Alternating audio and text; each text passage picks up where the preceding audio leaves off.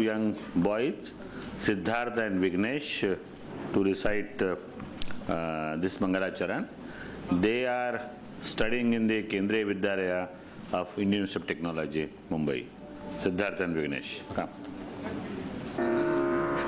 Yatra tumidam jagat jalajini bandhau samabhyudgate dhvantadvamsa vidhau vidhauta vinamannishesha doshochaye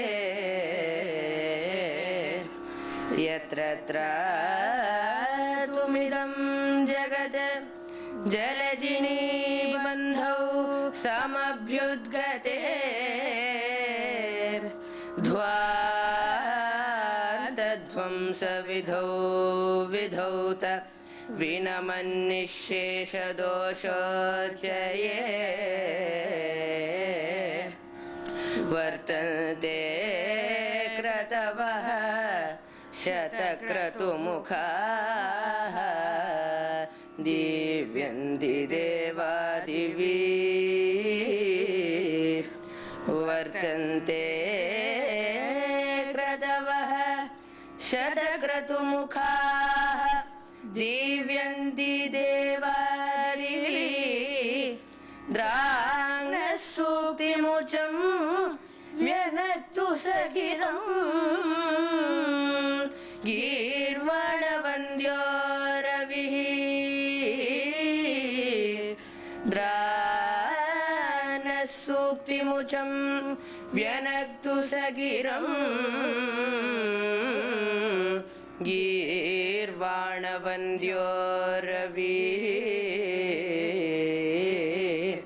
drāṅasuktimucam vyanattu sagiram gīrvāṇavandyo ravihi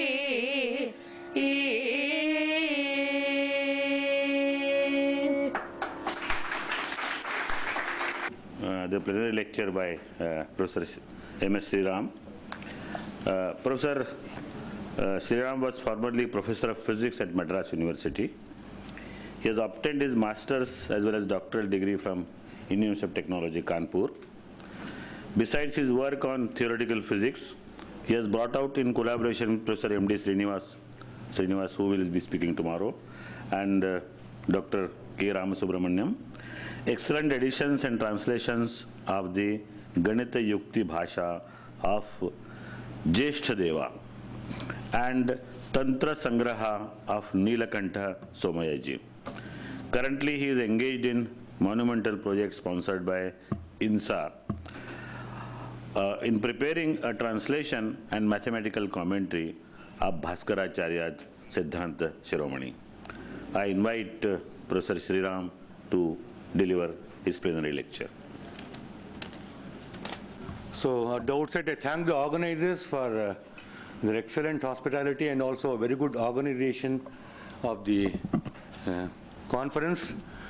In fact, they had some problems also because a lot of them people changed the schedules and other. Even then, the academic part, organization is very good, and I should congratulate them.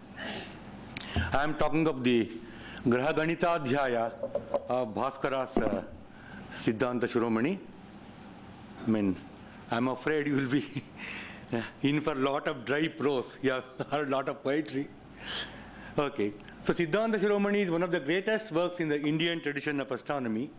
It can be taken to represent the knowledge of astronomy prevalent in India at the time of its composition, plus Bhaskara's own improvements, innovations, and new results. I mean, astronomy part has two parts. Of course, sometimes Leelavati and Bijaganita also is considered as parts of Siddhanta Shiromani. But astronomy part has two parts, this thing, Graha Ganita and Goladhyaya. A commentary called Vasana, also called Mitakshara, has been written by Bhaskara himself to explain the procedures and explanations in these two parts, Graha Ganita and Goladhyaya. Apart from this, there are some commentaries, especially Vasana Vartika by Nrsimha Daivagna and Marichi by Munishwara and others even in modern times. So Graha Ganita has all the algorithms and detailed explanations and derivations, whereas Goladhyaya has definitions, all conceptual matters and explanations. But of course, there are cross references between, Graha Ganita and Goladhyaya. Goladhyaya, of course, will be dealt with by Professor M.D. Srinivas, who is an authority on the methodological aspects of Indian astronomy and mathematics. In fact, methodological aspects of Indian history of Indian science in general. I am studying Graha Ganita with Vasana with Dr. Sita Sundaram. Yesterday you heard her. So first I will give a brief summary. So there are 460 verses in 12 chapters in Graha Ganita.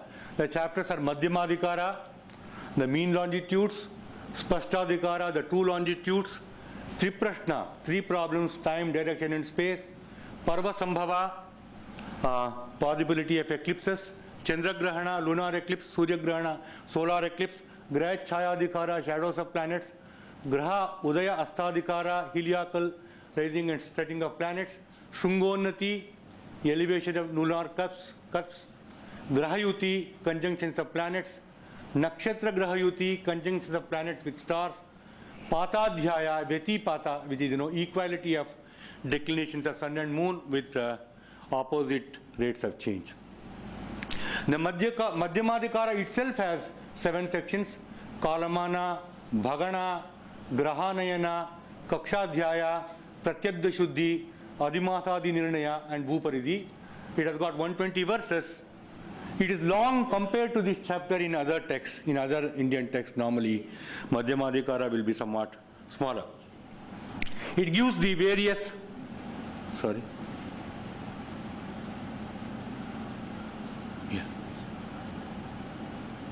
It gives the various measures of time, the revolution numbers, and other parameters of the planets, dimensions of their orbits, and continued fraction method for longitudes, frequencies of Adimasas, and etc. Adimasa is when a whole lunar month is within a solar month. That occurs once in 2.5 years. Kshayamasa is a more rare thing where a whole solar month is within a lunar month. So when there will be 2 zodiacal transits of the sun within a lunar month, Professor Yano will give a talk especially devoted to this Kshayamasa. But this is a new topic. It appears it is a new topic discussed at length in Graha Ganita, the Madhyamadhikara, and where the continued fraction method for the ratio of revolution numbers is used. And this method is later summarized, systematized in Karana Paddhati of Pudumana Somyaji. So when I am talking, I also will briefly indicate how things evolved after Bhaskara. It also gives the method for determining the planetary periods and other parameters like apogees, etc., through observations using a Gola Yantra. So that is a very important thing. So a few of the new topics discussed in Spashtadhikara are instantaneous rates of motions of planets, including both the Manda and Shigra corrections. The latter involves an ingenious method wherein one can discuss the retrograde motion of the planet straight away. I will discuss it in some detail. So then the Udayantara, which is essentially the part of the equation of time due to the obliquity of the ecliptic, and a simple formula for it. Approximate, but very good approximation, and simple.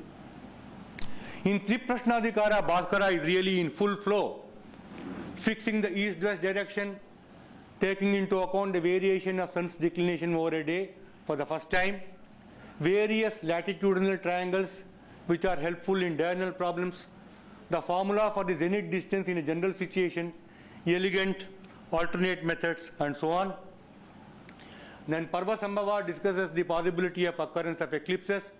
He gives arguments for setting the limits, that is when the longitude of the sun minus the node, moon's node, is less than 14 degrees for lunar and less than 7 degrees for solar eclipses. The eclipse chapters themselves discuss the amount of obscuration at any time, detailed treatment of parallax, drawing of the progress of eclipse, and so on. Then the conjunctions of planets with each other and with the stars are discussed in the respective chapters, not very usual Indian text, but some of them do, especially the Bhaskara school. So in Patadikara, we have the discussion of Vyatipata, when the declinations of the sun and moon are equal and have opposite rates of change. Here, Bhaskara discusses how to calculate the point where the moon's orbit intersects the equator, that is Golasandhi, essentially the arc between the equinox and the point where moon's orbit intersects the equator. And what appears to be an approximate expression for the inclination of moon's orbit with equator. In fact, Tantra Sangraha developed these ideas very fully. Okay? So it is fortunate that in many of these things are described, or will be discussed in many lectures to follow, especially the algorithmic aspects, not only from, people will be talking about these Bhaskara's contributions in these things, not only from Siddhanta Shiromani, but also from Karana Kutuhala and related things. Now, in the Vasana, including the Upapattis, the explanations are detailed, all the algorithms are derived, and algebraic, geometrical, trigonometrical methods are used depending upon the need. So it's a very, quite a bit of a textbook, so much so that in most of the Sanskrit departments of Sanskrit colleges and universities in India, Siddhanta Shiromani is still taught, apart from, of course, Surya Siddhanta and, of course, Leelavati. So in the following, we take up the treatment of some important problems in this remarkable work. So depending on my inclinations, and but only some important things. So the rate of the planets, sun and moon. So now we know that the orbits of planets are not circular, and we know that they are elliptical orbits, and the motion is not uniform. But in the ancient period, both Greeks, Indians, all of them, they had, this kind of a model where what is known as the mean planet, okay, that goes around a circle with uniform velocity. So that is called Madhyama Graha, okay, or mean planet, P0, okay. So then there is what is known as an apogee, okay, some direction in which this is the OU, O can be taken to be the center of the earth. So then draw a circle, a small circle, okay, of radius small r, okay, centered around P0. So that is called an epicycle. Here it is called a Manda Vrutta in this thing, because it is related to the equation of center. Okay. So then draw a line parallel to this Ucha, okay, Mandocha line, apogee line, and wherever it intersects, so that is the true planet, position of the true planet. So here you have P0, that is the Madhyama Graha, and P, which is the true planet.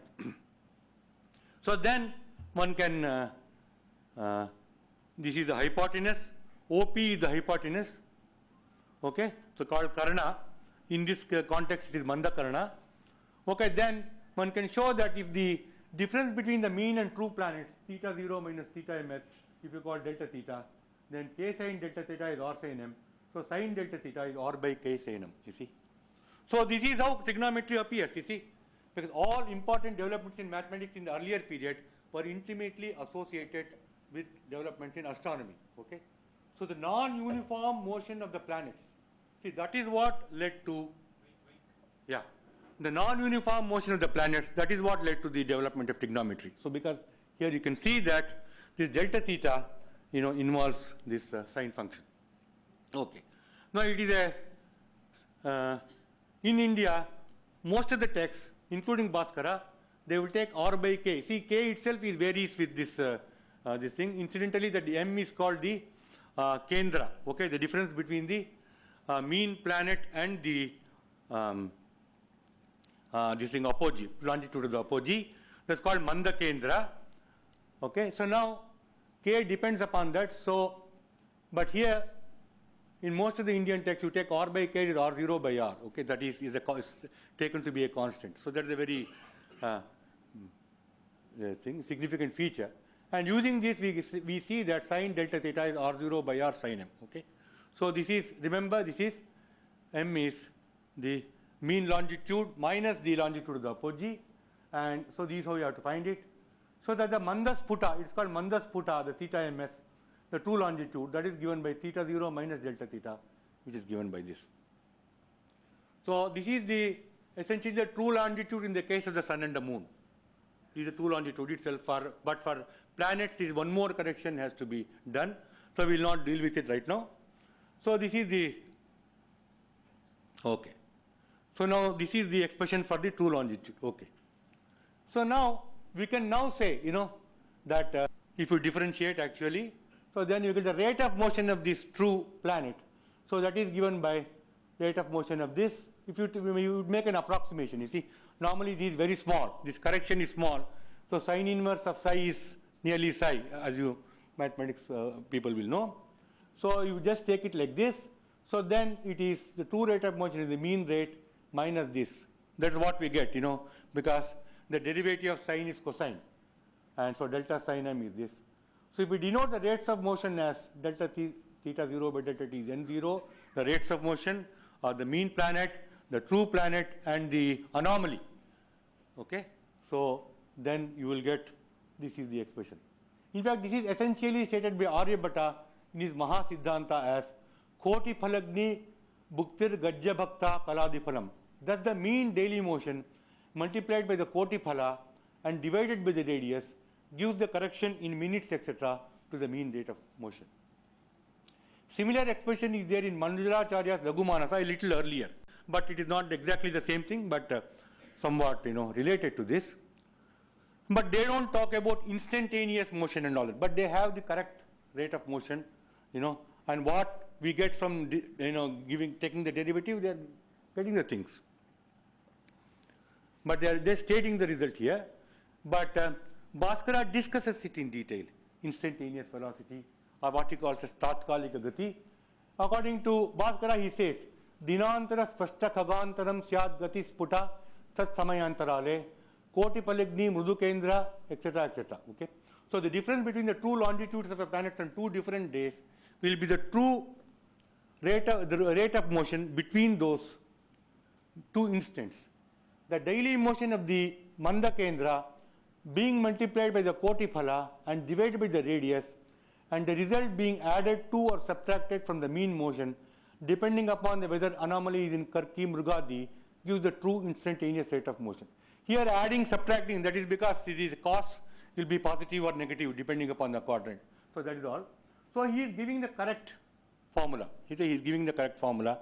Okay. Now what he says about this, he explains this also. As I told you, this is there even in 1.5 centuries earlier, but he really explains this, and what is this instantaneous velocity or Tatkalika Gati. So this is how Bhaskara explains the need for calculating the instantaneous rate of motion.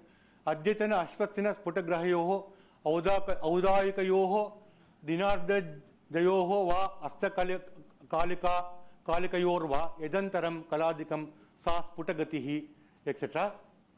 So he says that is approximate Ata Sukshma Tatkaliki Kathyate. Very clearly he says. So the true daily motion of a planet is the difference between the longitudes of the true planet of today and the next day, either at sunrise or noon or sunset. The phrase Tat Samayantarale means that the planet moves with this rate of motion in the time interval, but is only an approximate rate of motion. The more precise instantaneous rate of motion will now be told. You see, that is a very important phrase. And then he gives the result, which I have already. So what he is essentially saying is that this is your expression for the approximate expression for this Manda Sputa. So then he has to take the rate of change of this. So he uses rate of change of sin m with respect to time. He is taking the rate of change of sin m with respect to m, that is the anomaly, into rate of change of m with respect to time. That's called a Kendra Gati cos m. So he is getting this sin m, derivative of sin m being cos m correctly. Okay. I mean, of course, see, he may not be talking of the limits and all that, but he has that in mind, and he has explained how to get this kind of a, that from R sign differences, how to get this, from when you take the sign, argument of sign, if you change it slightly and then divide by the argument cos m, how do you get this? That he explains. And it's very significant because instantaneous velocity is a very important concept, which played an important role in the development of calculus. And it's generally attributed to Newton only, in the end of 17th century. So 5.5 centuries earlier, he is very clearly talking about the instantaneous rates of motion. May not be, maybe in a limited context of only, planetary motion and circular motion, but still very, very clearly this instantaneous rate of motion is there. Now, he also uses it to, I told you that Bhaskara tries to get determine the various planetary parameters using observations, using a Gola Yantra. So he is talking about, how to find out the apogee of the moon, for instance, using this concept. He says that, that the moon's position and true motion are noted daily. The day on which the motion is the least, then the mean moon is also the true moon. That is the position of the Mandocha, because at that position of Ucha, there is no correction to the planet and the rate of is the least. So what he is saying is, so this was our rate of motion, right? Sorry. This was our rate of motion. So n. So here in the right hand side only this m is variable. So what he is saying is when this is least, when cos m has the highest value, okay, and that happens when m is 0. So that happens when the mean longitude and apogee coincide, and that then the true longitude also is the this thing, apogee. So you observe the true longitude every day, and then observe also the rate of motion every day, how much it changes per day, and the day on which the rate of motion is the least, okay, observe the true longitude, and that is the longitude of the apogee. So this is the method he describes.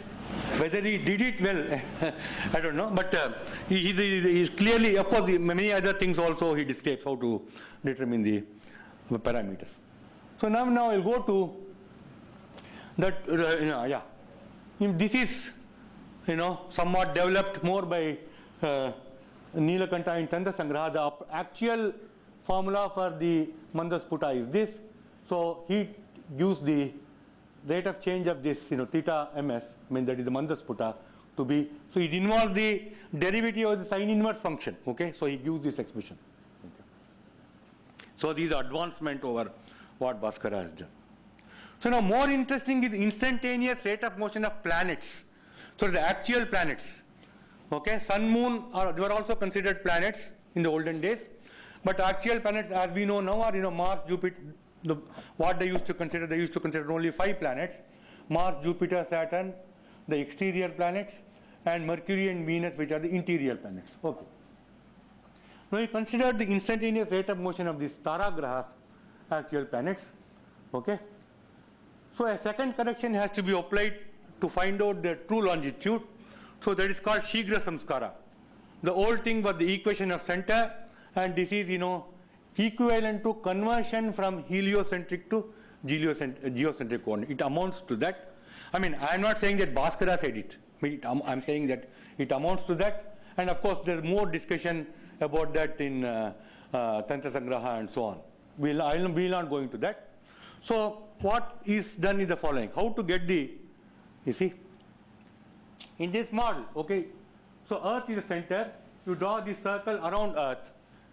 So here the Mandasputa, or this first corrected planet, that moves in this. You see that is the P0. Okay. So now draw a line. This is what is known as Shigrocha, which is essentially for exterior planets it is the sun. For interior planets it is the heliocentric planet. Don't bother about it too much right now. Okay. It is Shigrocha. For the exterior planets it is the sun. Okay. So now draw this at a distance. Which is Shigra's epicycle radius. Some radius is there. Okay. So now what you do is from this, so these are reference line. It is at infinity, so this will be parallel. Okay. So now draw a line parallel to this line connecting the Earth and the mean planet on the different, and draw a line parallel to this, so that this is the circle around the sun. Okay.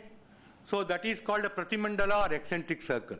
Okay, around the Shigrocha, which is sun for the exterior planets. Okay. So P. So now that is the true planet. Okay. So then EP, so that is the line connecting the Earth and the true planet. Okay, so this theta ms, so that is the Mandasputa, the first corrected planet, and this theta t, so this gamma EP, that is the true planet. The difference between this is called Shigra Phala psi. Okay, and so this difference between the Shigrocha and the planet, this mean planet, I mean the Mandasputa, that is called Shigra Kendra, and the difference between the true planet, Shigrocha and true planet, that is called the Sputa Kendra, okay, the true anomaly. So all these things are there, okay. So then one can show that, I will not, I'll give you the expression. One can show that, I will not give you all the derivation, but theta t, that is, you have obtained this, then you have to apply the Shigra Phala. So this is the sin inverse Rs by k into this, okay, where I remember Rs is this radius, this epicycle radius, okay, that is that small thing. Yeah, okay, sorry. So this epicycle radius, k is the karna or the hypotenuse here, and that kendra I have already defined, okay. The Shigrocha minus the Mandasputa, which you have calculated. So the true velocity of the planet is the rate of change of this. So now if you calculate from the above equation, it will be very complicated, because first of all, here, see, in equation of center this was small, but here it is not at all small. It is known that this second correction is not small. So one can't make an approximation. So one has to find out the rate of change of the arc sine function. And also this hypotenuse is there, k. So that is another pain in the neck. So how do you do that? In fact, Bhaskara criticizes, Lalla and all that, they don't do it properly. Okay? So now, but what the beautiful thing is that, very ingenious method, he will avoid this problem and gets the exact expression using a very geometrical argument. You see, a simple expression, avoiding this kind of a thing. That is what I would like to think. I'm sorry, it may be a little technical, but see, one can show, using the modern method, one can show that it is this, So this is the true rate of motion. It can be given like this, okay. The Shigrocha Gati, Sputa Gati, that is the true rate of motion, is Shigrocha Gati, that is the rate of motion of the sun, minus this Koti of Shigra Phala, this is that, divided by Karna into Kendra Gati. So all those things now have been calculated basically. So this is what is stated by Bhaskara in verse 39 of Spashtadhikara. Param Shakhankantada Shinjinigni Drakendra Bhukti Shruti Hurti Hurtid Vishodhya Swashigra Bhukte Ke Sputaketa Bhukti Sheshancha Vakra Viparita Shuddho. Okay. Multiply the daily motion of the Drak Kendra Shigra anomaly by the R sign of the difference between this and Shigra Phala and divide by the hypotenuse. Subtract the result from the daily motion of its own Shigrocha. This gives the true rate of motion of the planet. If the value is negative, the planet is retrograde. Okay. So here is a very nice geometrical construction for this. Okay. I mean, it may be there are too many lines. It may be a little complicated. Let me just tell you, this thing. So this he is doing it with respect to the Shigrocha, with respect to the sun. Okay. So let the planet be here, mean planet be here with respect to the sun on day 1, and here it has gone backward because Shigrocha moves fast. Okay. So this is the day 1 position of the mean planet, the day 2 position of the mean planet, and you are finding the true planets here. Okay. So now he does a very ingenious thing. He takes a line which is parallel from S. He draws a line parallel to the Karna. Okay. This is very unusual. Okay, because this you get the true planet. Normally you stop here, but to explain this result, he is giving a line parallel to this Karna. Okay, and then he takes the difference between.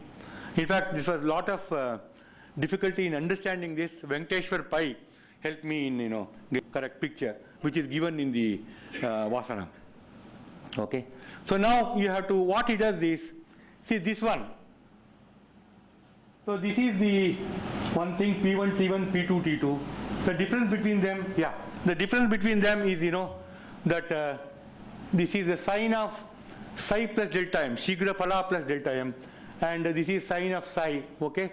So this will, you have to take the difference, okay? And that equates it to, that is P2x, difference is there. So now this is where the smallness comes. So when this is small, when this, for a this P1, P2, that angle, P1, E, P2 is small, and then he equates the arc with this P2x. So that is the bhuja, P2x is the bhuja, and P1, P2 is the arc. So they are taken to be alpatvat, he says very clearly, and finally he gets in that form, So he gets it in the form which is this, So, I mean, essentially what you have to think is that he has got it in a form without, differentiating the sine inverse function or using the Karna and all that, okay?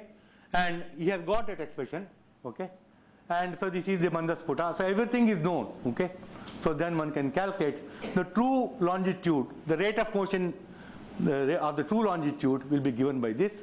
So that is the rate of motion of the Shigrocha, which is known. This is very from the Bhaganas, one can know revolution numbers. And then this is the rate of motion of the Shigrocha again. And this is essentially the rate of motion of the mean planet. And this is the Shigra Phala which you have to calculate, and Karana which you have to calculate. So they can be calculated. Differentiating them is a difficult thing, but they can be calculated easily. Okay. So this is the expression that he gives. Okay. So now this is the rate of motion, and we know that the from planets, so they can go retrograde also. Okay. So it will not be always anti-clockwise; it can be clockwise also. Okay. So that is when this is less than 0.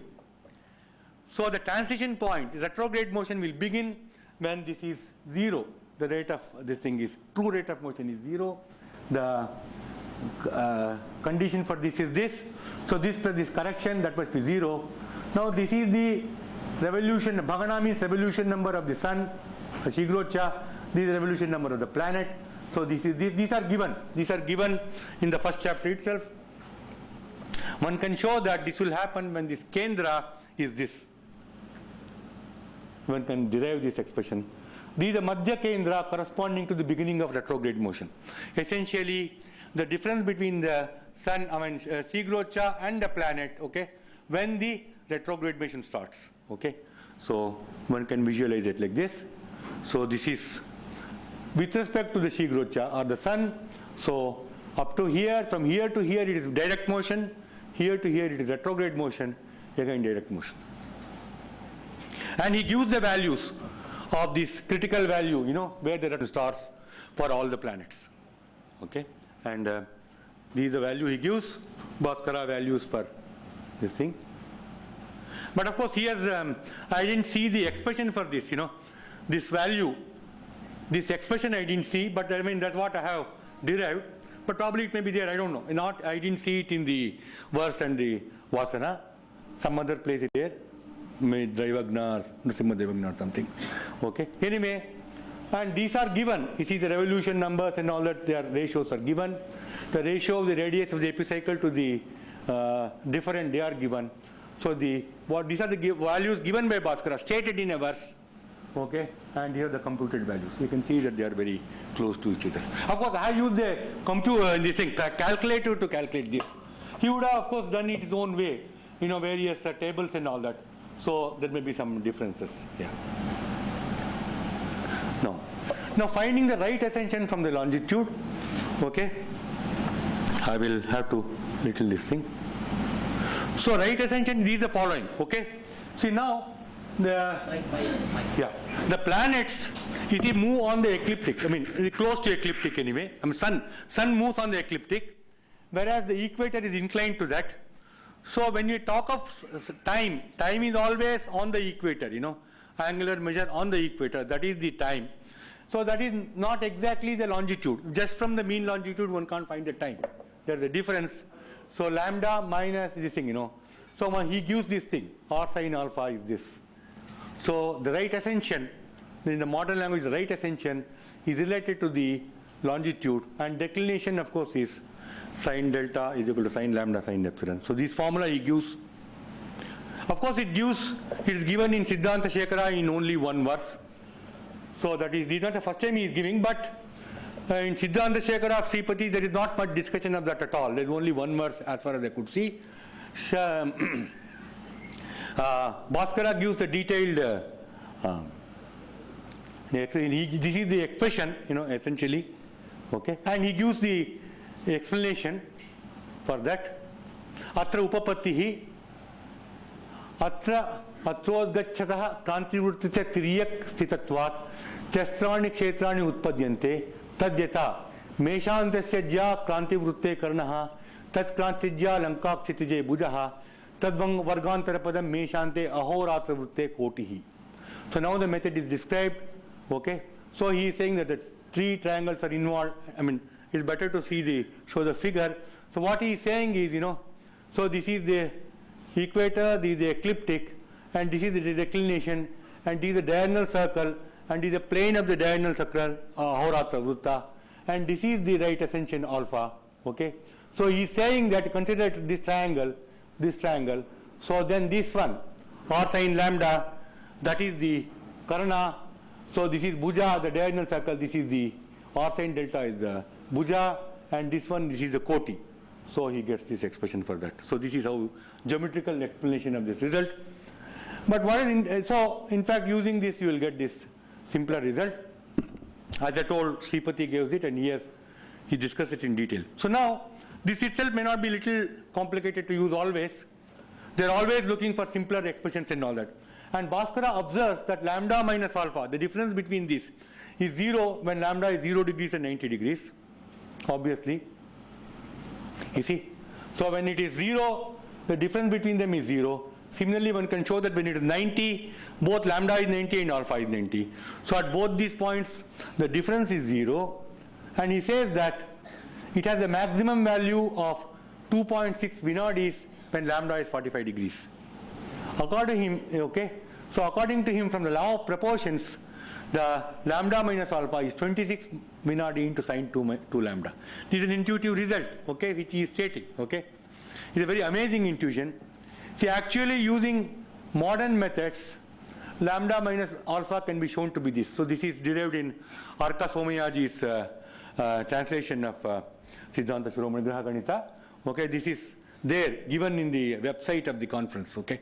That is one of the books which is there, okay. So he gives this, and using this, lambda minus alpha is this. So this is what you can get from the modern calculation, and this is what Bhaskara gives straight away from a law of proportion. He says, look, I mean, it cannot be proportional to sine lambda, and it must be maximum at 45 degrees.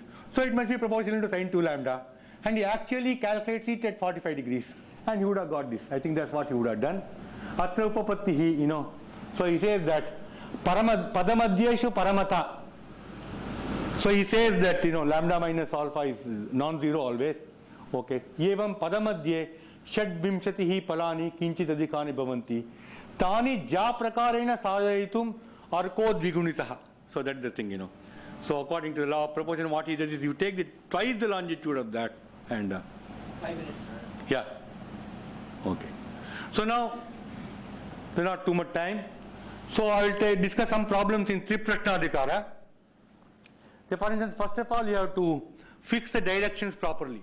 For any shadow measurements from which you can measure time and all that, first you have to fix the eastern properly. So he says that Bhaskara says you place a gnomon, okay, here OA, Shanku, it's called Shanku, and draw a circle around it, and the points W prime and E double prime on the circle, okay, represent the points of intersection of the tip of the shadow of the gnomon with the circumference in the forenoon and afternoon, okay. So you draw a circle around this and find out when the shadow enters here in the forenoon and then in the afternoon, okay. So they will be symmetrically situated. If sun's declination doesn't vary, they will be completely symmetrically situated, and this line W prime E double prime, that itself is the east-west line. But the sun's declination changes over a day, and he gives it for the first time. What you have to do, you have to change the direction by a little bit by using this formula, okay? And then he gets the. So I don't have too much time, and he has clearly stated this. Now one or two more things I will just say and then before I stop.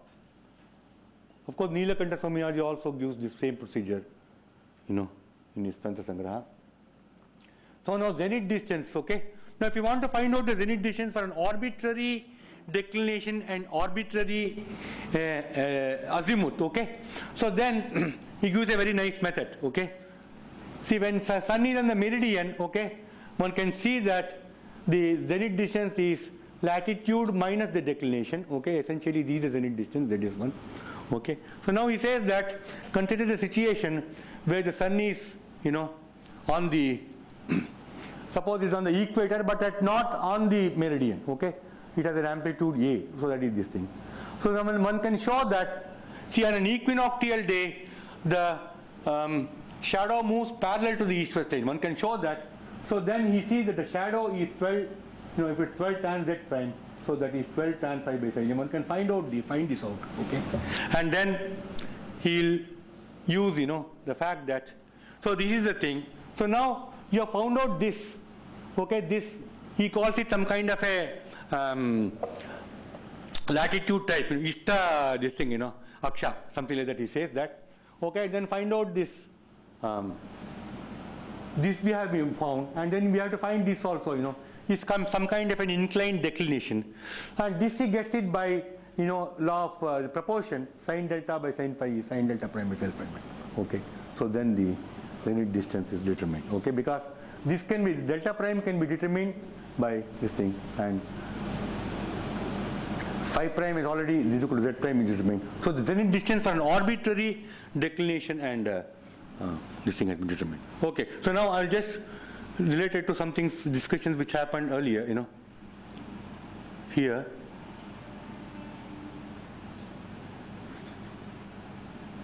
Yeah, you see, the thing is, Kahara, there was a lot of discussion on Kahara, you see, how he deals with this.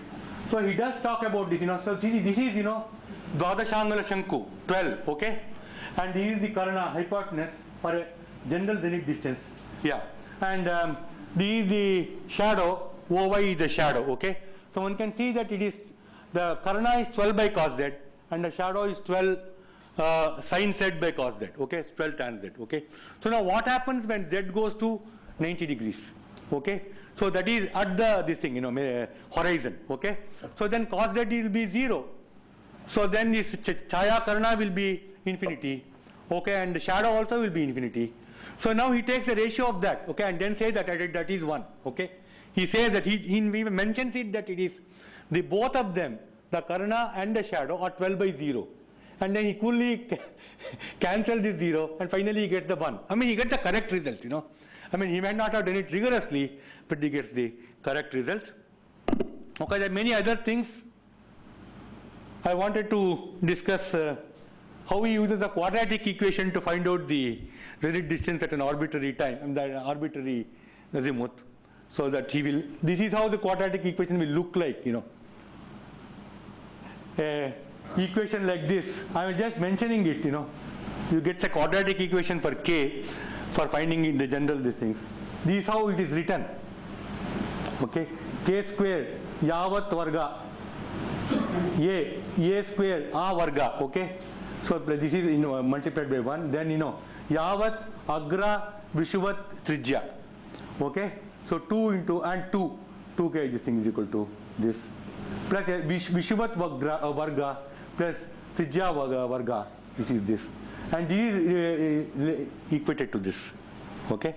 And dot of course means negative. So this is how he explains these things. Okay. So that is very, and this is 0. Okay. So here there is no term proportional to k, so yavat 0. So using this, of course, he will give the correct solution for this thing. So I don't have time for that, but just to tell you how he does that.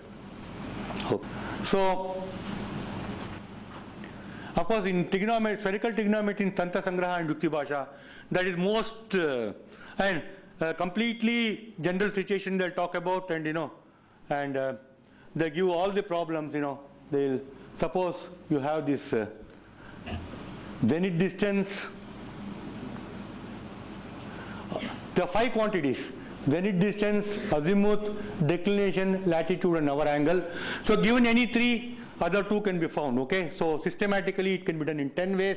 So it is discussed in 10 problems in both Tantra Sangraha and Yukti Bhasha. And they use a series of declination type formula, sin delta is equal to sin epsilon, sin lambda for that. And they get the result, They'll use one method for this, okay? So they will get all these things, many exact results. But intuitive and cute little things, as in Siddhanta Shiromani, they are missing in Tantra Sangraha, and they are somewhat more dry. So it is time to make the concluding remarks. So in the beginning of the work, Bhaskara says, Kruta yajyapi adyahi chaturavachana grantarachana tatapi arabdayam tad udita visheshan nigaditum maya madhye madhye ta ihahi yatasthana nihita vilokyataha yakyataha krusna sujana ganakaihi mat krutirapi. Ancient astronomers did write, of course, works abounding in intelligent expression. Nonetheless, this work is started to give better expression to or improve some of their special important statements. These improvements are to be found here and there in their respective places. So I beseech the good-minded mathematicians to go through this entire work of mine, also. So Bhaskara is very earnest, apart from his, going gaga over poetry and all that. He is gets to business, okay, completely, and that's what he does. He's very earnest and lives up to the promise. Okay. Thanks a lot. Thank you very much. Very important talk. I wonder, I have several questions, but I limit 1 or 2. And one question is, to how much extent Bhaskara Acharyas was indebted to Shripati? Because when we compare Siddhanta Shekara with Siddhanta Shiromani, there are many similarities, resemblance, and Bhaskara must have borrowed much, but he didn't, sometimes he says, but not. So how is your opinion? Yeah, I really can't say I not this. I mean, I heard people saying that, but may not be all the results. Some of the results are, borrowed from Sripati, but certainly the explanations, etc., I think they are his own. That's what I think, I can't vouch for it, I can't swear by it, but I think he is. For instance, Udayantara, Sripati mentions it, okay, but this person, goes in detail over that, He gives a detailed explanation for this Udayantara and gives an approximate like that, So in explanations, I think maybe he is. I would like to ask whether he knows that the sun's apogee is variable and not fixed. This is one question. The other question is, in the Dharmic astronomy, he shifts the place of the center of the universe, that means the earth, to another place, another point, and you have the eccentricity, and then of course the concept of equant. Now he doesn't need to shift the earth from its center point to some other point, so how he takes into account the eccentricity? No, eccentricity can be taken care of, earth itself is there, but the uniform motion goes, is with respect to some other point. That is the thing, The uniform motion is not with respect to the earth, but with respect to the Mandocha or Shigrocha, in the two. Yeah, but in the Dharmic astronomy, the uniform motion is around the equant. No, there is no concept of equant in Indian astronomy as well. So there is no need to have any equant at all. No need, I don't know, but certainly they didn't consider any equant. Yeah. Yeah. I mean, you are saying that the planet moves at a constant distance from some point and constant angular motion from some point. That is not there in Indian text. No. Yeah. Thank you very much. I Yeah. would like to ask if you have any comments or opinions on the way that Bhaskara structures the Ganatadhyaya.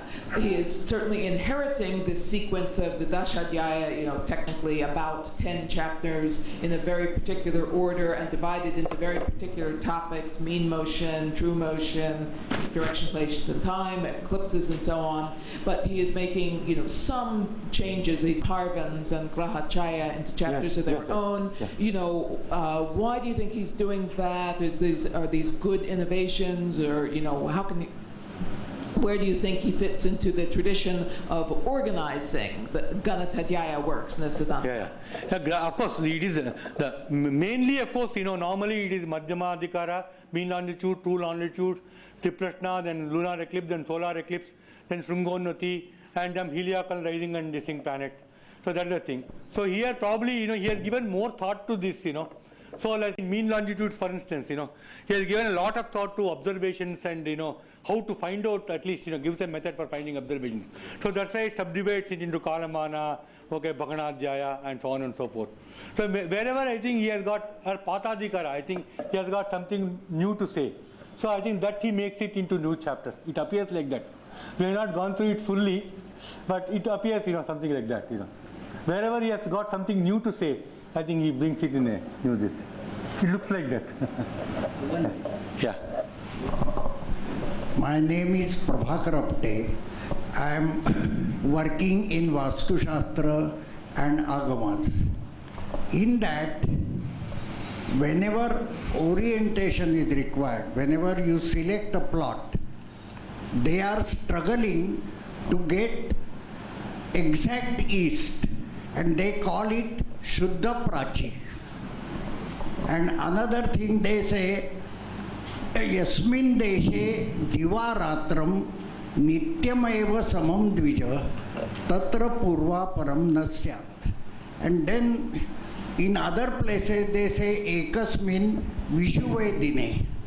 So I just wanted to know what is Vishuva Dina and what is Shuddha Prachi. It is required because Agamas insist for exact Prachi for construction of a temple. Yeah. See, this Vishuvat, Shuddha Prachi, that is of course, the corrected eastmost. I think probably it means the correct eastern direction, okay? So that Bhaskara has given the formula for that, how to find out this thing. Then Vishuvat Dina is the equinoctial day, you see, when the declination of sun is 0, okay? Yeah.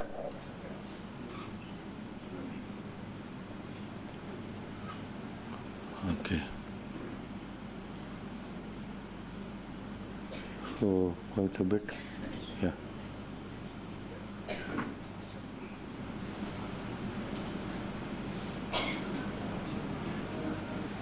Yeah. So he says, this is the, if you don't make the correction, so this is this is the eastern direction. But if the sun has a northern declination, okay, and it changes over a day, so then this should be this thing, okay, correction. And how much is the correction? This is the correction, this is E prime B, and the expression for that is given, okay. Expression for that is this one, This has to be shifted. I don't know whether it's practicable to do it now, but this is the formula he is given. Possibly with a long enough gnomon, it is possible. I don't know, I have not checked it. And Vishuvat Dina is, the equinoctial day, So on that day, this moves in the east-west direction. Later on they say that according to the Rashi, Yeah. they go on adding some 4 angulas to get the exact. So what is the relation between those 12 Rashis and to find exact Vishuva Agra, yeah. No, I think probably what he is meaning is, this Rashis, different times of risings of Rashis and all that, they will be different. And essentially it will be related to the rising times of Rashis. I think that's what it looks. Yeah, this changes, yeah. Yes. Sir, now the planet move in elliptical orbit. Yeah. So And as per the diagram shown in slide number 29 and 11 or 10, Okay. the planetary motion to be circular. Now, was it like that during that period, it was assumed that planets move in a circular motion? If that is so, now it is known that they move in elliptical orbit. So, does it make any difference in deriving the science or deriving the formulae? There is so much of difference, whatever minute difference.